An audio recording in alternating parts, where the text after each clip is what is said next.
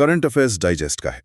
आज हम भारतीय उच्च शिक्षा में हो रहे एक बहुत बहुत बड़े बदलाव पर गहराई से बात करेंगे। एक ऐसा बदलाव जो सीधे तौर पर हजारों छात्रों के अनुभव से जुड़ा है। जी।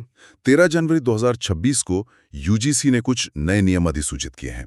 इनका नाम है promotion of equity in higher education institutions regulations 2026। हाँ, अब ये नाम सुनने में थोड़ा भारी भरकम लगता है। हाँ, थोड़ा लंबा है, लेकिन इसका मकसद बिल्कुल साफ है। कैंपस में जाति के नाम पर जो भी भेदभाव होता है, उस पर अब एक तरह से फुल स्टॉप लगाने की तैयारी है। बिल्कुल, और ये समझना बहुत जरूरी है कि ये नियम ये अचानक से नहीं आए हैं। इनके पीछे एक लंबी और सच कहें तो एक दर्दनाक कहानी है। अच्छा। ये 2012 के जो पुराने नियम थे, जो कुछ हद तक बेअसर साबित हो रहे थे, उनकी जगह ले रहे हैं। हमें रोहित वेमुला और पायल तड़वी जैसे मामलों को याद करना होगा। हाँ, वो घटनाएं तो जी, उन दुखद घटनाओं ने पूरे देश को झकझोर कर रख दिया था और कैंपस के अंदर के इस कड़वे सच को सबके सामने ला दिया था।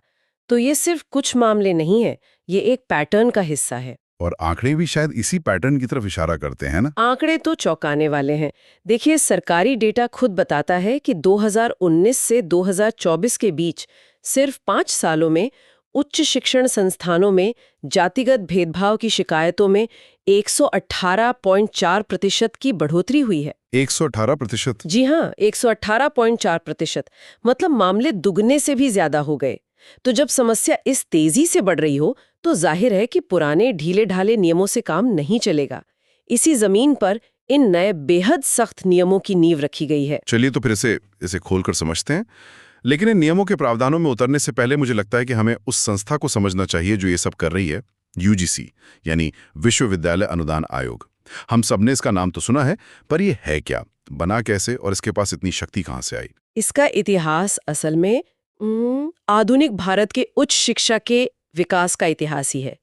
इसकी जड़ें आजादी से भी पहले 1944 की सार्जेंट रिपोर्ट में मिलती हैं। 1944 में? हाँ, उस रिपोर्ट में पहली बार एक राष्ट्रीय शिक्षा प्रणाली का खाका तैयार करने की बात हुई थी।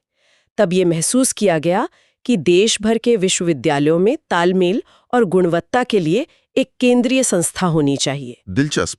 तो ये विचार आजादी से भी पहले का है। उस वक्त विश्वविद्यालयों की हालत कैसी थी कि ऐसी संस्था की जरूरत महसूस हुई? उस वक्त शिक्षा काफी बिखरी हुई थी। कुछ बहुत अच्छे विश्वविद्यालय थे, लेकिन ज्यादातर के पास ना तो पर्याप्त फंड थे, ना ही कोई तय मानक थे। इसी को ठीक करने के लिए 1945 में यूनिवर्सिटी ग्रांट कमेटी बनाई गई। अच्छा। लेकिन शुरुआत में इसका दायरा बहुत छोटा था।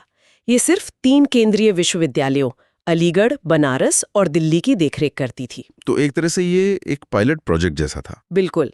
इसे असली पंख मिले आजादी के बाद 1948 में, जब डॉक्टर सर्वपल्ली राधाकृष्णन की अध्यक्षता में यूनिवर्सिटी एजुकेशन कमीशन बना। राधाकृष्णन कमीशन? जी, उन्होंने एक बहुत दूरदर्शी सिफारिश की।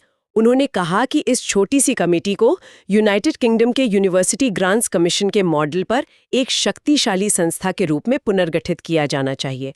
और फिर 1952 में सरकार ने इसे देश के सभी विश्वविद्यालयों को सार्वजनिक धन से अनुदान यानी ग्रांट बांटने की पूरी जिम्मेदारी दे दी। और यहीं से इसके नाम में ग्रांट्स यानी अनुदान शब्द का महत्व समझ आता है। लेकिन इसे कानूनी ताकत कब मिली? वो सबसे बड़ा कदम था। 1953 में मौलाना अबुल कलाम आजाद ने इसका औपचारिक उद्घाटन तो कर दिया था, लेकिन असली शक्ति आई 1956 में, जब संसद ने एक अधिनियम पारित करके इसे एक वैधानिक निकाय यानी स्टैट्यूटरी बॉडी का दर्जा दिया। Statutory body. और इसका मतलब है कि अब ये सिर्फ एक कमेटी नहीं, बल्कि एक कानून द्वारा स्थापित संस्था है जिसके पास नियम बनाने और उन्हें लागू करवाने का अधिकार है। एकदम सही। इसका मतलब है कि अब इसके पास कानूनी दांत भी हैं। आज इसका काम सिर्फ पैसा बांटना नहीं, बल्कि उच्च शिक्षा की गुणवत्ता के मानक तय करना, विश्वविद्यालयों को सलाह देना और ये सुनिश्चित करना कि वो मानक माने जा रहे हैं। तो ये भारतीय उच्च शिक्षा का रेफरी, कोच और फंड मैनेजर सब कुछ एक में ही है। हाँ, आप ऐसा कह सकते हैं। तो यूजीसी एक तरह से भारतीय उच्च शिक्षा का रहनुमा बन गया, जिसके पास नियम बनाने और फंड देने दोनों की शक्ति है। और अब 2026 में ऐसा लगता है कि इस रहनुमा ने अपनी पकड़ और भी मजबूत करने का फैसला किया है। इन नए नियमों में ऐसा क्या है जो इन्हें 2012 के नियमों से इतना अलग और सख्त बनाता है? इसमें 4-5 बहुत बड़े बदलाव हैं जो मतलब पूरे खेल को ही बदल देते हैं। पहला और सबसे बुनियादी बदलाव है इसके दायरे का विस्तार। दायरा? जी, 2012 के नियमों में अनुसूचित जाति यानी एससी, अनुसूचित जनजाति एसटी, दिव्यांगजन और महिलाओं के साथ होने वाले भेदभाव को शामिल किया गया था। अब इसमें अन्य पिछड़ा वर्ग यानी ओबीसी को भी अनिवार्य रूप से जोड़ दिया गया है। ये एक बहुत बड़ा कदम है क्योंकि ओबीसी समुदाय छात्रों का एक बहुत बड़ा हिस्सा है और उनकी शिकायतों के लिए अब तक कोई विशेष व्यवस्था नहीं थी। बिल्कुल, लेकिन सिर्फ दायरा बढ़ाने से क्या होगा? इसे जमीन पर लागू कैसे किया जाएगा? यहीं पर दूसरा बड़ा बदलाव आता है, संस्थागत ढांचा। वो क्या है? अब हर विश्वविद्यालय और कॉलेज में एक इक्वल अपॉर्चुनिटी सेंटर ईओसी यानी समान अवसर केंद्र बनाना अनिवार्य होगा। और ये सिर्फ नाम का एक और दफ्तर नहीं होगा। इन नियमों में साफ लिखा है कि अगर कोई संस्थान इन नियमों का पालन नहीं करता या भेदभाव रोकने में नाकाम रहता है तो ये ईओसी उसके खिलाफ कार्रवाई की सिफारिश करेगा। ठीक है, कमेटी बनाना एक बात है, लेकिन अक्सर ऐसी कमेटियां बस कागज पर ही रह जाती हैं। क्या इन नियमों में ऐसा कुछ है जो ये सुनिश्चित करे कि ये सेंटर सिर्फ एक चेकबॉक्स एक्सरसाइज न बनकर रह जाए? यही तो सबसे दिलचस्प बात है। इस सेंटर के पास जो शक्ति होगी वो मामूली नहीं है। ये सीधे संस्थान की मान्यता रद्द करने तक की सिफारिश कर सकता है। मान्यता रद्द करना? जी। आप सोचिए, किसी यूनिवर्सिटी के लिए मान्यता रद्द होने का मतलब क्या है? ये एक तरह का परमाणु विकल्प है जो संस्थानों को इन नियमों को गंभीरता से लेने के लिए मजबूर करेगा। यानी अब सीधी जवाबदेही तय की जा रही है। और ये जवाबदेही किस पर होगी? इसके लिए तीसरा बड़ा प्रावधान है इक्विटी कमेटी यानी समानता समिति का गठन। और सबसे अहम बात यह है कि इस कमेटी का अध्यक्ष कोई बाहरी व्यक्ति या कोई जूनियर प्रोफेसर नहीं, बल्कि सीधे उस संस्थान का प्रमुख, हेड ऑफ द इंस्टीट्यूशन होगा। मतलब विश्वविद्यालय है तो कुलपति, कॉलेज है तो प्रिंसिपल। बिल्कुल, इससे जवाबदेही बिल्कुल टॉप पर तय कर दी गई है। अब कोई ये नहीं कह सकता कि मुझे तो पता ही नहीं था। और इस कमेटी में कौन कौन लोग होंगे? क्या इसमें भी समावेशिता का ध्यान रखा गया है? हाँ, ये चौथा और बहुत महत्वपूर्ण पहलू है। कमेटी की संरचना को समावेशी बनाना अनिवार्य है। इसमें एससी, एसटी, ओबीसी, दिव्यांगजन और महिला वर्ग से सदस्यों का होना जरूरी है। अच्छा। इसका मकसद ये है कि जब किसी की शिकायत पर विचार हो तो समिति में उस वर्ग की आवाज, उनका दृष्टिकोण और उनकी संवेदनशीलता मौजूद हो ताकि फैसले एक तरफा ना हो। ये तो हुई संरचना की बात, जो काफी मजबूत लगती है। लेकिन भारत में असली समस्या अक्सर प्रक्रिया में होती है। शिकायतें सालों तक लटकी रहती हैं। उसके लिए क्या कोई व्यवस्था है? इस बार प्रक्रिया पर ही सबसे ज्यादा जोर दिया गया है। शिकायत निवारण प्रणाली को पूरी तरह से समयबद्ध यानी टाइम बाउंड बनाया गया है। नियम कहते हैं कि कोई भी शिकायत मिलने के 24 घंटे के अंदर उस पर कार्रवाई शुरू हो जानी चाहिए। सिर्फ 24 घंटे? ये तो हमारे सिस्टम को देखते हुए लगभग अविश्वसनीय लगता है। क्या ये व्यवहारिक है? ये महत्वाकांक्षी जरूर है और शायद यही इसका मकसद है, सिस्टम को उसकी सुस्ती से बाहर निकालना। इतना ही नहीं, जांच पूरी करके 15 दिनों के भीतर रिपोर्ट सौंपनी होगी। 15 दिन में रिपोर्ट? जी, इससे मामलों को अनिश्चित काल तक खींचने की जो प्रवृत्ति है उस पर सीधी रोक लगेगी। और शिकायत करना भी आसान बनाया गया है। एक 24/7 हेल्पलाइन और एक ऑनलाइन पोर्टल होगा ताकि किसी को शिकायत दर्ज कराने के लिए दफ्तरों के चक्कर न काटने पड़े। तो पहुंच, प्रक्रिया और समय सीमा तीनों को कस दिया गया है। जी ये सब नई शिक्षा नीति 2020 की बड़ी बड़ी बातों से कैसे जुड़ता है? ये सीधे तौर पर एनईपी 2020 की आत्मा से जुड़ता है। एनईपी में बार बार वंचित और हाशिए पर पड़े वर्गों के लिए एक सुरक्षित, सम्मानजनक और समावेशी माहौल बनाने की बात की गई है। ये नियम उन बातों को जमीन पर उतारने का एक ठोस कानूनी जरिया है। यहाँ एक और बड़े बदलाव को समझना जरूरी है। अब तक यूजीसी की ज्यादातर गाइडलाइंस सलाहकारी यानी एडवाइजरी होती थीं, लेकिन ये रेगुलेशंस एक बाध्यकारी कानूनी ढांचा यानी बाइंडिंग लीगल फ्रेमवर्क है। चलिए इस फर्क को आसान भाषा में समझते हैं। ये सबसे बड़ा और मैं कहूंगी क्रांतिकारी बदलाव है। सलाहकारी का मतलब था कि यूजीसी संस्थानों को सुझाव देता था कि आपको ऐसा करना चाहिए। अब उसे मानना या ना मानना संस्थान के विवेक पर था। और कई संस्थान उसे नजरअंदाज कर देते थे। बिल्कुल, उसे बस एक कागज का टुकड़ा समझकर। लेकिन बाध्यकारी कानूनी ढांचा होने का मतलब है कि अब ये सुझाव नहीं, ये देश का कानून है। इसका पालन करना हर उच्च शिक्षण संस्थान के लिए अनिवार्य है। इसका उल्लंघन करना अब यूजीसी के नियमों का नहीं बल्कि कानून का उल्लंघन माना जाएगा। और उसी के हिसाब से कार्रवाई होगी। जी तो अब हम देखेंगे या कर रहे वाला रवैया नहीं चलेगा। लेकिन नियम बना देना एक बात है, उनकी निगरानी कौन करेगा पूरे देश में? निगरानी का भी एक त्रिस्तरीय इंतजाम है। संस्थान के स्तर पर इक्विटी कमेटी, उसके बाद यूजीसी और फिर सबसे ऊपर एक राष्ट्रीय निगरानी समिति यानी नेशनल मॉनिटरिंग कमेटी। अच्छा, एक नेशनल मॉनिटरिंग कमेटी। जी, और इस राष्ट्रीय समिति की संरचना भी दिलचस्प है।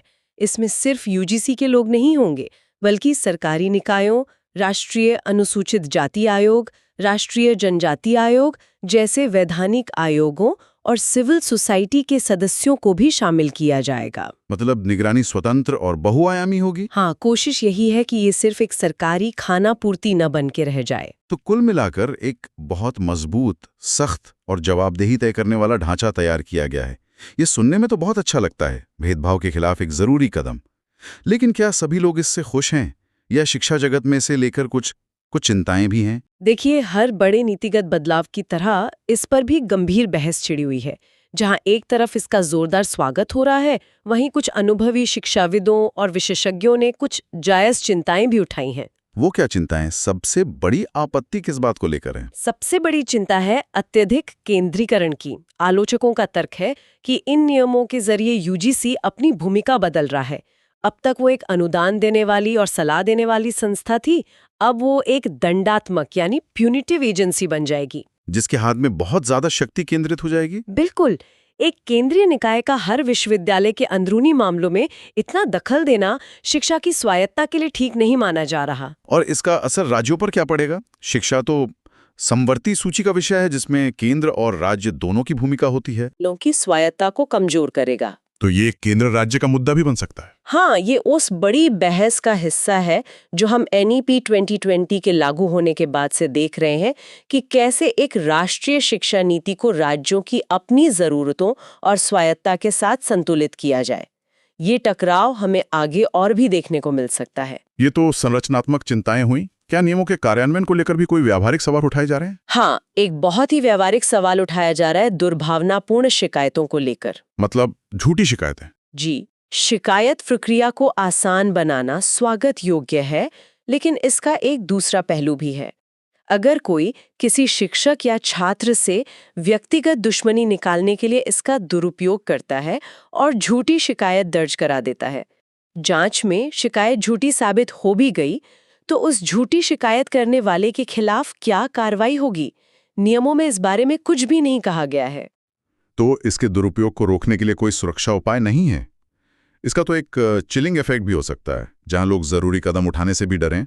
बिल्कुल, ये एक ऐसी कमी है जिस पर ध्यान देने की जरूरत है, वरना एक अच्छा कानून भी जमीन पर समस्याओं का कारण बन सकता है। इसके अलावा एक वैचारिक बहस भी है। कुछ लोगों का मानना है कि भेदभाव जैसी समस्या, जिसकी जड़ें हमारी सामाजिक मानसिकता में गहरी है, उसका समाधान सिर्फ कानून और दंड से नहीं हो सकता। मतलब आप ये कह रहे हैं कि आप किसी को कानून के डर से भेदभाव करने से रोक तो सकते हैं, पर उसकी सोच नहीं बदल सकते। यही बात। उनका तर्क है कि कानून सिर्फ लक्षणों को दबा सकता है, बीमारी को जड़ से खत्म नहीं कर सकता। उसके लिए सामाजिक चेतना, खुला संवाद और आपसी संवेदनशीलता को बढ़ावा देने की जरूरत है, जो एक लंबी और धीमी प्रक्रिया है। और सख्त कानून कई बार संवाद के रास्ते बंद कर देता है। हाँ, और समाज को और ज्यादा ध्रुवीकृत कर देता है। तो हम एक बहुत ही दिलचस्प मोड़ पर खड़े हैं। एक तरफ छात्रों को भेदभाव से बचाने के लिए एक मजबूत कानूनी कवच है, जिसकी दशकों से जरूरत महसूस की जा रही थी, और दूसरी तरफ इसके केंद्रीकरण, राज्यों की स्वायत्ता पर असर और जमीनी कार्यान्वयन की चुनौतियों को लेकर गंभीर और जायज चिंताएं भी हैं। अंत में किसी भी नीति की सफलता दो चीजों पर निर्भर करती है, नीति और नियति।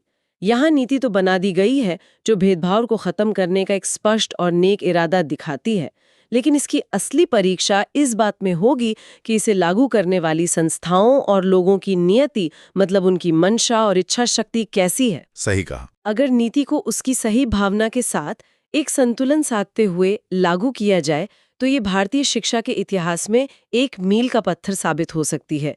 लेकिन अगर इसे सिर्फ एक डंडे की तरह इस्तेमाल किया गया तो ये नए विवादों को भी जन्म दे सकती है। ये नियम संस्थागत जवाबदेही तो तय करते हैं, जो कि जरूरी है, लेकिन ये मुझे एक बड़े सवाल पर सोचने के लिए मजबूर करता है।